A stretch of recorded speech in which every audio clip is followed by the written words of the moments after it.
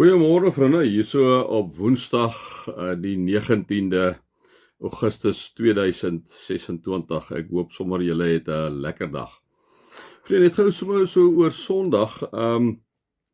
Julle wat nou luister wat in ons gemeente is, julle sal sien Sondag ons het die banke uitgehaal en dan stoeltjies en tafeltjies ingesit vir Lise Beekman wat by ons opgetree het en toe het ons die Sondag so gelos as gevolg van praktiese doeleindes, maar ook ons wil sommer 'n bietjie kyk hoe werk dit as ons die banke, die stoele so los.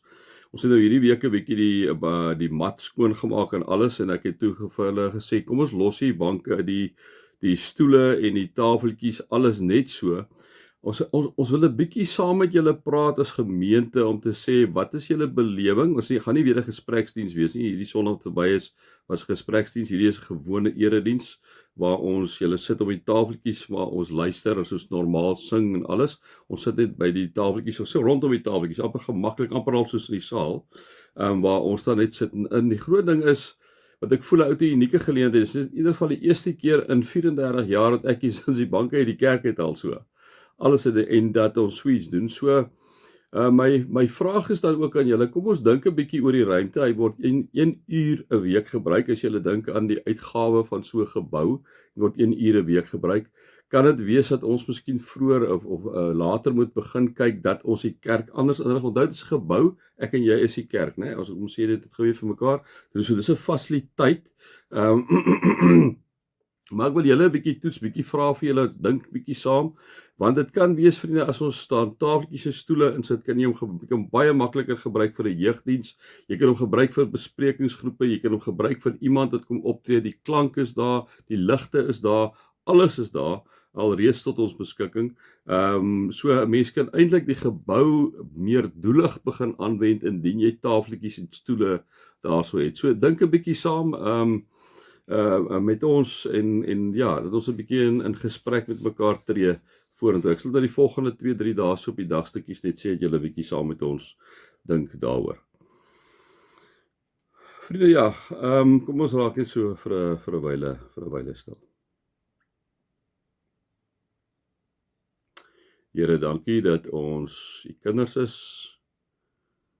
Here, dat ons ook in hierdie moderne tyd 'n bietjie kan dink oor dit wat u vir ons gegee het in die tyd waar ons is. Here, praat ook asseblief nou met ons deur die woord. Amen.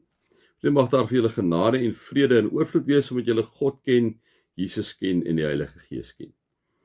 Ek gaan maar vir julle elke keer so 'n bietjie die agtergrond gee van Petrus, van die oomblik of van die briewe, in hierdie geval is dit 1 Petrus. Want wanneer ons die teks lees, soos julle nou ook sal agterkom, is die agtergrond nogal krusial om dit te verstaan. Ons sê weer eens vir mekaar, in hierdie brief, liewe vriende, is dit geskrywe aan die provinsies in die Romeinse Ryk, wat Christene wat versprei is in die ryk, in Pontus, Galasië, Kappadosie, Asië, Bithynië. Ons kan sê die provinsies van Suid-Afrika, wat ons al reeds vir mekaar sê, Wes-Kaap, Oos-Kaap, Noord-Kaap, Gauteng, KwaZulu-Natal, Vrystaat en wat ook al nie.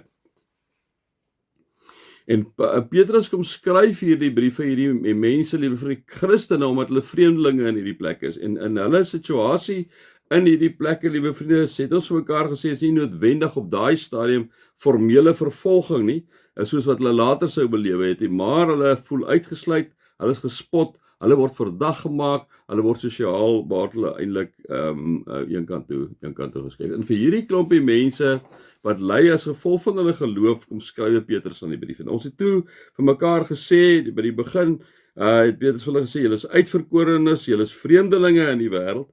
Julle moet inderdaad weet dat julle deur die Heilige Gees afgesonder is om aan hom gehoorsaam te wees. Dit het ons met mekaar 'n bietjie bespreek.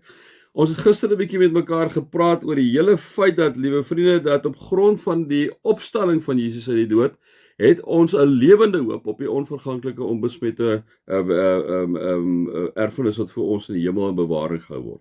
En dan vers 5 kom sê Petrus vir hulle, en omdat julle glo, ek praat nou met die mense wat versprei is, hy sê, omdat julle glo,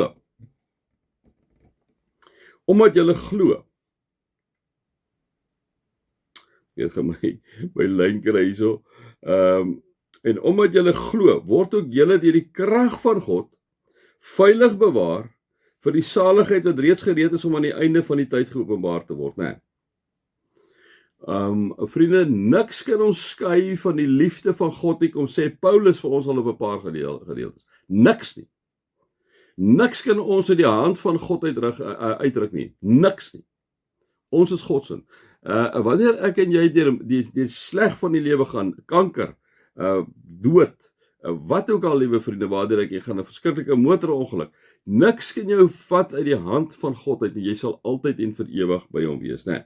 En dan gaan hy aan en dan sê hy nou vir hierdie mense in hierdie provinsies waar hulle is, waar hulle dit nie vir hulle lekker is nie, waar hulle ly, waar hulle uitgesluit is, waar hulle verdag gemaak is, kom sê hy vir hulle, hoor hierso, verheug julle hieroor, kom sê hy, verheug julle hieroor.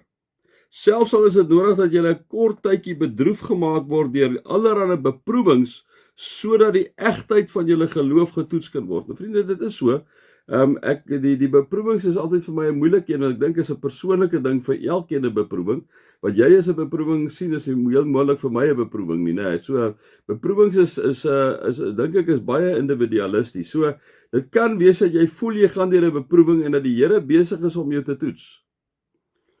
Dit kan wees dat dit met jou sleg gaan. Nie God het dit met jou laat sleg gaan nie, maar die omstandighede waarin jy is omstandighede wat maak dit sleg is. En hoe hanteer jy hierdie omstandighede? Is dit nog steeds in hierdie omstandighede dat jy in God glo, absoluut, liewe vriende, met 'n passie? Of is dit dat jy vir God wil ontslaa raak en sê, gaan maar Here, waar was u dan nou binne in hierdie situasie, né? Nou kom sê Petrus vir hulle, hulle wat swaar kry, kom sê, hoor hierso, verheug julle hieroor. Selfs as dit nodig dat julle 'n kort tydjie bedroef gemaak word deur allerlei beproewings sodat die egtheid van julle geloof getoets kan word. Julle geloof is baie kosbaarder as goud, goud wat vergaan. Selfs die suiwerheid van goud word met vuur getoets en die egtheid van julle geloof moet ook getoets word sodat dit lof en heerlikheid en eer waardig mag wees by die wederkoms van Jesus Christus, né?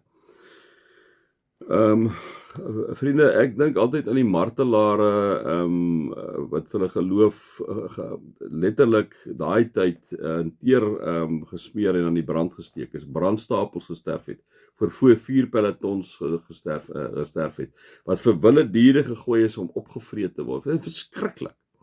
En hoe hierdie mense rotsvas eenvoudig bly glo het, maak nie saak wat die lewe na hulle toe gestuur het nie, né? Stefanus, die eerste diaken, ook die eerste martelaar, wat hulle wil eintlik hê dat hy moet Jesus denounce, né? En dan sê hy met Here in die hande gee ek my gees oor, Here, wees U asseblief met my, Here, moenie hierdie ouens dit kwaadlik neem wat hulle doen nie, want hulle weet nie lekker wat hulle doen nie, né?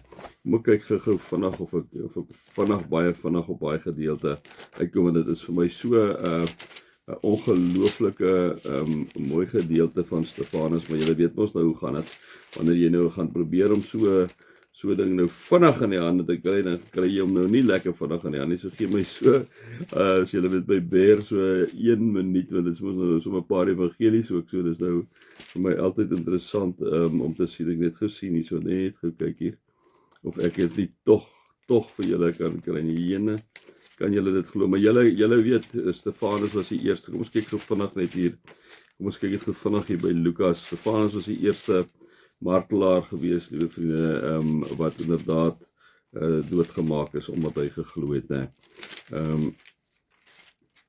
Ek weet gou so kyk, kan julle dit nou glo? Ek gaan dit nou nie kry nie, ek gaan dit nie kry, ek sal dit môre vir julle sê, maar vriende, mag julle inderdaad God se liefde ervaar, sy genade ervaar en sy teenwoordigheid ervaar.